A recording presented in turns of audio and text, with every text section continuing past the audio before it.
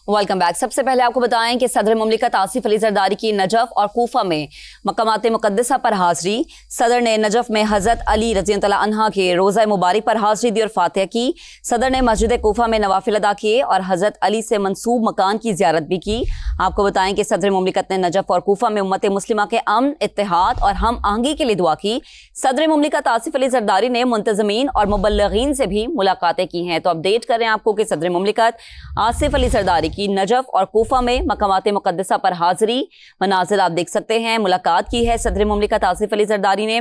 Najaf में हजरत अली के रोज़े मुबारक पर हाजिरी दी और फातिहा ख़्वानी की। और सदर ने मस्जिद कूफा में नवाफिल अदा किए और हजरत अली से मंसूब मकान की ज़ियारत भी की है। सदर ने नजफ और कूफा में उम्मत मुस्लिमा के अमन, इत्तेहाद और हम आहंगी के लिए दुआ की है। सदर मुमलिकत आसिफ अली जरदारी ने मुंतज़मीन और मुबल्लिगीन से भी मुलाकातें की हैं। मुलाकातों के मनाजिर आपको दिखा रहे हैं। अब आपको बताएं कि एपीआई की निजकारी के लिए रेफरेंस प्राइस के तयन के लिए निजकारी कमीशन बोर्ड का अहम इजलास जारी है। शफाफ और मुनज़्ज़म अमल के लिए रेफरेंस प्राइस की मंजूरी बोर्ड इजलास देगा। मजीद बात करेंगे अपने नुमाइंदे खुसूसी शकील अहमद ने हमें ज्वाइन किया है। शकील, आगाह कीजिएगा। पीएन की निजकारी के लिए बिडर्स की जानिब से जो बिड्स जमा कराने के बाद निजकारी कमीशन बोर्ड का इजलास जारी है। निजकारी कमीशन के ऑफिस में ये इजलास हो रहा है। इसका मकसद ये है कि रेफरेंस प्राइस का तयन किया जाएगा और उसके बाद निजकारी कमीशन बोर्ड के इजलास के बाद जो कैबिनेट कमेटी निजकारी है वो रेफरेंस प्राइस की मंजूरी देगी। फिलहाल इसको कैबिनेट में ले जाने की जरूरत नहीं, क्योंकि इन दोनों फोरम्स के पास ये पावर्स हैं को रेफरेंस प्राइस का तयन कर सकते हैं। उसके बाद जब 3:30 बजे बिड्स ओपन की जाएंगी तो इन तीनों जो ग्रुप्स हैं उनकी बिड्स जो है ओपन होंगी। उसके बाद गवर्नमेंट अपनी रेफरेंस प्राइस अनाउंस करेगी और फिर पता चलेगा किसने इसको मैच किया या नहीं। लेकिन निजकारी का जो प्रोसेस है वो अब शुरू हो चुका है और ये ट्रांजैक्शन जो है आज अगर मुकम्मल हो गई निजकारी की बिडिंग तो ये अगले 3 माह में मुकम्मल होगा। इसके एक ड्यू प्रोसेस होगा, लेकिन इस वक्त निजकारी कमीशन के ऑफिस में अहम इजलास जारी है। जी ठीक है शकील, आपका शुक्रिया। अब आपको बताएं कि सोने की कीमत में आज फिर से बड़ा इजाफा देखा जा रहा है। आलमी और मकामी गोल्ड मार्केट्स में सोना और चांदी तारीख की बुलंद तरीन सतह पर पहुंच गए हैं। 24 कैरेट फी तोला सोना 8,500 रुपए के इजाफे के बाद पहली बार 4,70,662 रुपए का हो गया है। मजीद बात करेंगे अपने सीनियर रिपोर्टर रिजवान आलम ने हमें ज्वाइन किया। रिजवान, बताइएगा क्या सिचुएशन है? महक, देखिए सबसे पहले तो ये बताएं सोने की कीमतें इतनी ऊपर जा रही हैं, आप परेशान तो नहीं हो रही? क्योंकि खवातीन जो है बड़ी सोने की कीमतें ऊपर जाने पे आजकल परेशान है। कल भी सोने ने एक नया रिकॉर्ड बनाया था, आज फिर नया रिकॉर्ड बना दिया है। सोने की कीमत में आलमी मकामी गोल्ड मार्केट में सोना और चांदी तारीख की बुलंद तरीन सतह पे 8,500 रुपए के इजाफे से 24 कैरेट फी तोला सोना पहली बार 4,70,862 रुपए का हो गया है, जबकि 24 कैरेट 10 ग्राम सोने के भाव तारीख में पहली बार 4 लाख रुपए से तजावज कर गए। इसी 10 ग्राम के भाव में 7,288 रुपए का इजाफा हुआ है और ये 4,36,888 रुपए का हो गया। आलमी मंडी में $85 बढ़ के फी ऑन सोना $4,485 की बुलंद तरीन सतह को छू लिया, जबकि चांदी की फीसदी कीमत बगैर किसी तब्दीली के 7,205 रुपए की रिकॉर्ड सतह पर बरकरार है। ठीक है, आपका बेहद शुक्रिया।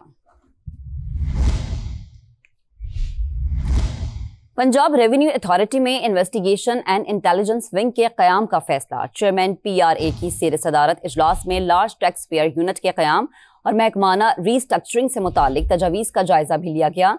मजीद बात करेंगे अपने नुमाइंदे कासिम अरशद ने हमें ज्वाइन किया है। जी कासिम, अपडेट कीजिएगा। और बिल्कुल, पंजाब रेवेन्यू अथॉरिटी में इन्वेस्टिगेशन एंड इंटेलिजेंस विंग के क़याम का फैसला किया गया है, जिसका मकसद ये होगा जो लार्ज टैक्स पेयर्स हैं, जो आमदन और उसके अलावा जो टैक्स को छुपाने के लिए किरदार अदा करते हैं, ऐसे जो लार्ज टैक्स पेयर्स हैं इनको परखना कि ये कितने इनकी आमदन है और उस पर कितना टैक्स दे रहे हैं। जबकि इसके साथ मजीद फैसले भी किए गए कि तमाम कमिश्नर्स को चेयरमैन PRA ने होटल एंड रेस्टोरेंट समेत जो 11 सेक्टर्स हैं इनकी रजिस्ट्रेशन 1 माह में मुकम्मल करने की हिदायत की गई है। जबकि इसके साथ साथ जो इन्फोर्समेंट का अमल मजीद बेहतर करने की भी कहा गया है, जबकि जनवरी 2026 में लार्ज टैक्स पेयर यूनिट मजीद फाल करने की भी इस इजलास में हिदायत की गई है। इस मौके पर मौजम इकबाल सिफरा का कहना था कि जो टैक्स नाहिंदगान हैं, जो फार्म हाउसेज हैं, इनको भी वार्निंग नोटिस जारी किए जाएंगे, जबकि रजिस्ट्रेशन ना करवाने वालों को सर्वमोहर किया जाएगा। जी ठीक है, आपका बेहद शुक्रिया। और अब मौसम की बात करते हुए आपको बताएं कि लाहौर में फ़ज़ाई मयार बेहतर हो गया है। शहर का AQI 160 रिकॉर्ड किया गया है। सीनियर वजीर पंजाब मरियम औरंगजेब कहती हैं AQI में बेहतरी हुकूमती पॉलिसियों, इदारा जाती हम आहंगी और अवामी जिम्मेदारी का वाज़ेह सबूत है। सीनियर वजीर मरियम औरंगजेब ने कहा कि स्मोक की मजमूई सूरत हाल में नुमाया कमी आई है। आलूदगी फैलाने वाले सनती यूनिट्स, ईंटों के भट्टों और धुआं छोड़ने वाली गाड़ियों के खिलाफ बिला इम्तियाज कार्रवाइयाँ जारी हैं। महकमा माहौलियात और EPA की 24 घंटे निगरानी जारी है। जदीद मॉनिटरिंग सिस्टम के जरिए फ़ज़ाई मेयार पर मुसलसल नजर और फौरी एक्शन जारी है। आज़ाद कश्मीर के अक्सर इलाकों में बारिश बर्फबारी का सिलसिला थम गया। धूप निकल आई, ताहम वादी नीलम के बालाई इलाकों में अब भी बर्फबारी जारी है। ताहम दिन के वक्त सर्दी की शिद्दत में नुमाया कमी वाक़या हुई है। मौसम की मज़ीद सूरत हाल जानेंगे अपने नुमाइंदे अमीरुद्दीन मुगल से। अमीर, अपडेट कीजिएगा। जी बिल्कुल, आज़ाद कश्मीर में बारिश और बर्फ़बारी का जो सिलसिला है वो आज सुबह से थमना शुरू हो गया। अक्सर इलाकों में सिलसिला थम गया बारिश और बर्फ़बारी का। दारुल मुज़फ़्फ़राबाद समेत गिरदनवा के इलाकों में सुबह से हल्की धूप निकल आई है। कहीं बादल और कहीं धूप है। बादलों और धूप की आंख मचोली जारी है अक्सर इलाकों में। और बालाई इलाकों की बात करें तो बालाई इलाकों में अब भी जो है हल्की बर्फबारी जारी है, ख़ासकर वादी नीलम के बालाई इलाकों में, केल, अड़ंकेल, गुरेज, हलमत, सरदारी, निकरू वगैरह के इलाकों में। और इन इलाकों में सर्दी की शिद्दत अब भी बरकरार है। तमाम मुज़फ़्फ़राबाद शहर में जो है सर्दी काफ़ी ज़्यादा कम होकर रह गई है। मौसम इंतहाई खुशगवार है इस वक्त। धूप निकलने के बाद गर्द आलूद जो फ़ज़ा थी वो छट कर साफ़ हो गई है। नज़ारे बिल्कुल निखर कर सामने आ गए हैं। तो ऐसे में शहरी जो है वो खुशी का इज़हार कर रहे हैं। जी, दीगर खबरों में आपको लाहौर से बताएं कि लाहौर के इलाके चूंग और इकबाल टाउन में मुबैना पुलिस मुकाबले, 5 मुनशियात फरोश हलाक हो गए। पुलिस के मुताबिक मुलजिमान को मुनशियात की बरामदगी के लिए ले जाया जा रहा था कि मुलजिमान के साथियों ने फायरिंग कर दी। मजीद जानते हैं नुमाइंदा समा जहांगीर खान से। जहांगीर, बताइएगा।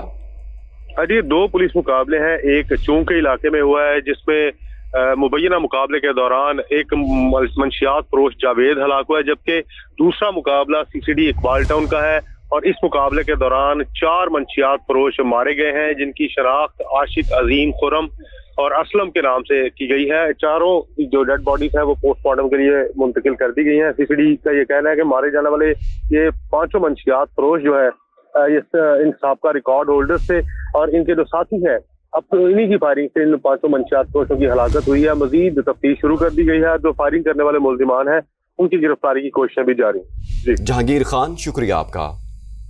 आपका शहर आपका समा ने खुसूसी ट्रांसमिशन में अवामी मसाइल उठाए तो हैदराबाद की ज़िलाई इंतजामिया जाग गई। तमाम assistant commissioners, municipal commissioner, anti encroachment cell को सख्त तरीन हिदायत जारी कर दी गई हैं।